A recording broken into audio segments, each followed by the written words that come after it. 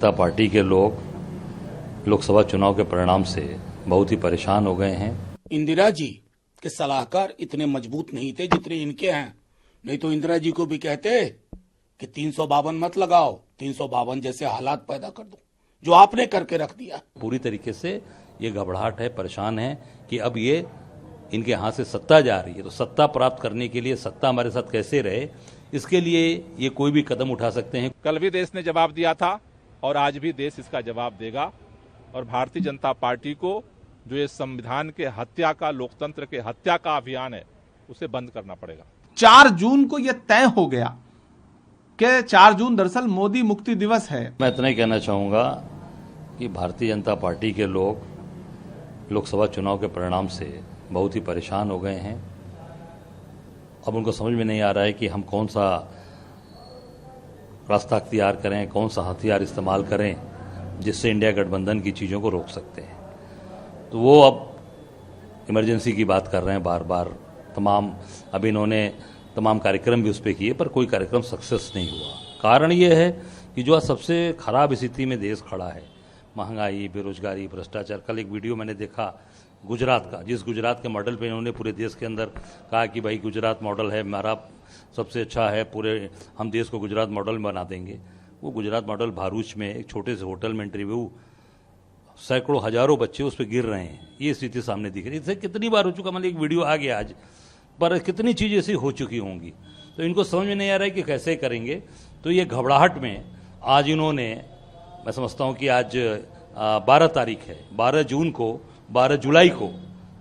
जुलाई को ये 25 जून का नोटिफिकेशन जारी कर रहे हैं। 25 जून बीते, अभी समय हुआ, आज इनको याद आ रहा है 12 जुलाई को आ रहा है। मैं समझता हूँ कि पूरी तरीके से ये घबराहट है, परेशान है कि अब ये इनके हाथ से सत्ता जा रही है, तो सत्ता प्राप्त करने के लिए सत्ता हमारे साथ कैसे रहे, इसके लिए ये कोई भी कदम उठा सकते हैं, कोई भी निर्णय ले सकते हैं। कौन बोल रहे हैं ये बात? इन्होंने संविधान को तहस नहस करके रख दिया। फादर स्टैन स्वामी क्यों गए दुनिया से, बता पाएंगे? हमारे हजारों लोग क्यों जेल में हैं? ह्यूमन राइट एक्टिविस्ट क्यों जेल में हैं?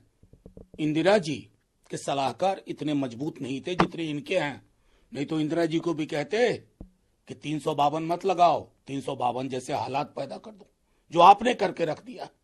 हाईकोर्ट की क्या टिप्पणी थी हेमंत सोरेन जी के बारे में? पूरे देश में विपक्ष के नेताओं के साथ क्या कर रहे हैं? आप तो खुद संविधान को तार तार कर रहे हैं। मैं हत्या नहीं बोलूंगा क्योंकि इस तरह के शब्द आप ही को सुहाते हैं। गांधी जी 30 जनवरी को उनका असैसिनेशन हुआ, बोलिए गांधी हत्या दिवस, और किसने हत्या की, उसका वैचारिक रुझान क्या था, किन संगठनों से ताल्लुक था, स्वीकारिए ना। आईना सामना रखना चाहिए। चुनाव हार गए तो लगा करे संविधान के चक्कर में चुनाव हार गए। संविधान जिंदा दस्तावेज है। संकल्प कह लेते आप, सब साथ होते। अभी कुछ वर्ष पहले आपने विभाजन विभीषिका दिवस, कोई बोल भी नहीं रहे आप लोग। मतलब एक सरकार का काम क्या होता है? जनता के साथ मिल करके उस किताब की हिफाजत करना। हिफाजत आप नहीं कर पा रहे हैं। आप तो पन्नों को तार तार कर रहे हैं, स्याह बना रहे हैं संविधान को। लेकिन भारत की जनता ये आपके जुमलों में अब आने वाली नहीं है।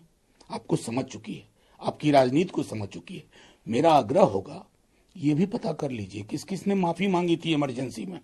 बहुत कष्ट होगा आपको, आपके ही लोग थे, माफी मांग रहे थे, मेरी तबीयत ठीक नहीं है, मुझे बाहर कर दीजिए, मैं उस पर्व में आपके साथ हूं। नाम बताऊं कौन कौन लोग थे? दोहरा चरित्र नहीं चलता। चरित्र साफ कीजिए, मनसा वाचा कर्मणा साफ कीजिए। ये हेडलाइन मैनेजमेंट करने की एक कोशिश है। सरकार बहुत सारे मुद्दों पे घिरी हुई है, तो हेडलाइन मैनेजमेंट करना चाहती है।